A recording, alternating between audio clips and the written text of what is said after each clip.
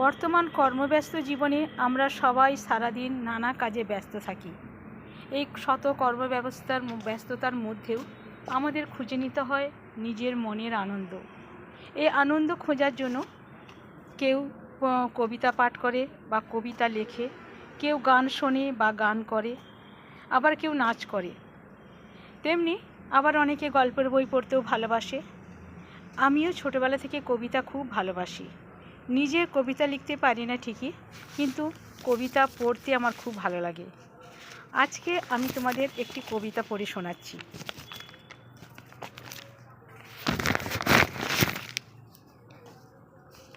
মেঘবালিকার জন্য রূপকথা, কবি জয় গোস্বামী। আমি যখন ছোট ছিলাম খেলতে যেতাম মেঘের দলে। একদিন এক মেঘবালিকা প্রশ্ন করল কৌতূহলে, এই ছেলেটা নাম কি রে তোর? আমি বললাম, ফুসমন্তর। মেঘবালিকা রেগেই আগুন, মিথ্যে কথা, নাম কি অমন হয় কখনো? আমি বললাম, নিশ্চয়ই হয়, আগে আমার গল্প শোনো। সে বলল, শুনবো না যা, সেই তো রানী, সেই তো রাজা, সেই তো একই ঢাল তরোয়াল, সেই তো একই রাজার কুমার পক্ষী রাজে, শুনবো না ওসব বাজে। আমি বললাম, তোমার জন্য নতুন করে লিখবো তবে। সে বলল, সত্যি লিখবি? বেশ, তাহলে মস্ত করে লিখতে হবে, মনে থাকবে, লিখেই কিন্তু আমায় দিবি। আমি বললাম, তোমার জন্য লিখতে পারি এক পৃথিবী। লিখতে লিখতে লেখা যখন সবে মাত্র 2-4 পাতা, হঠাৎ তখন ভূত চাপলো আমার মাথায়। খুঁজতে খুঁজতে চলে গেলাম ছোটবেলা মেঘের মাঠে। গিয়েই দেখি চেনা মুখ তো একটিও নেই এর তল্লাটে। একজনকে মনে হলো ওরই মধ্যে অন্যরকম। এগিয়ে গিয়ে বলি তাকেই, তুমি কি সেই মেঘবালিকা? তুমি কি সেই? সে বলেছে, মনে তো নেই, আমারও সব মনে তো নেই।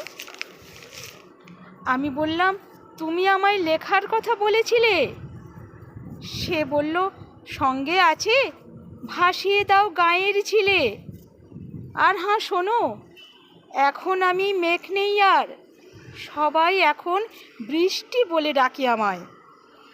বলেই হঠাৎ এক পশলায় চুল থেকে নখ আমায় পুরো ভিজিয়ে দিয়ে অন্য অন্য বৃষ্টি বাদল সঙ্গে নিয়ে মিলিয়ে গেল খরস্রোতায়, মিলিয়ে গেল দূরে কোথায়, দূরে দূরে।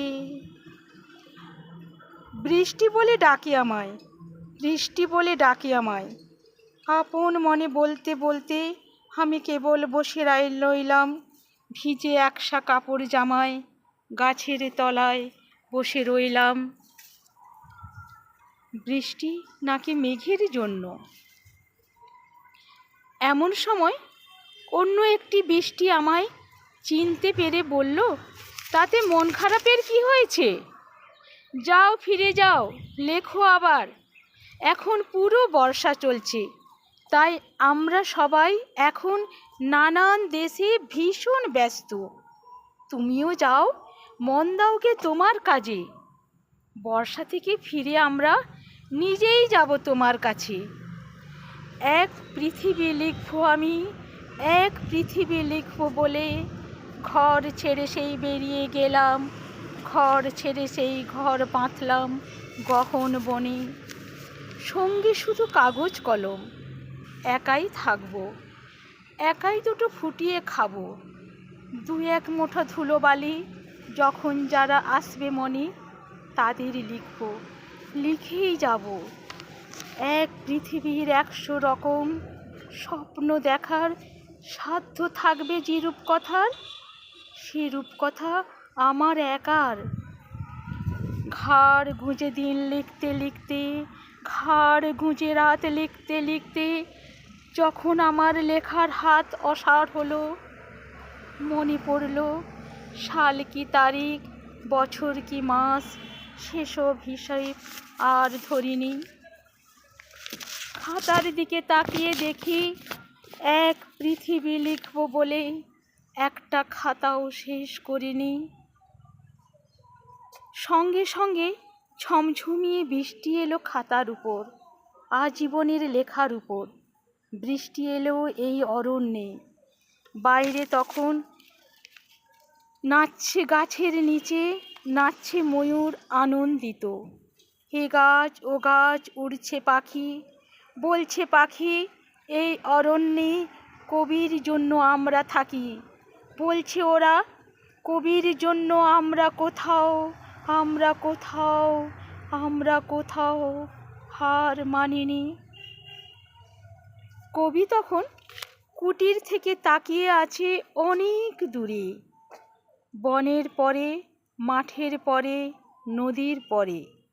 সেই যেখানে সারা জীবন বৃষ্টি পড়ে, বৃষ্টি পড়ে, সেই যেখানে কেউ যায়নি, কেউ যায় না কোনো দিনই।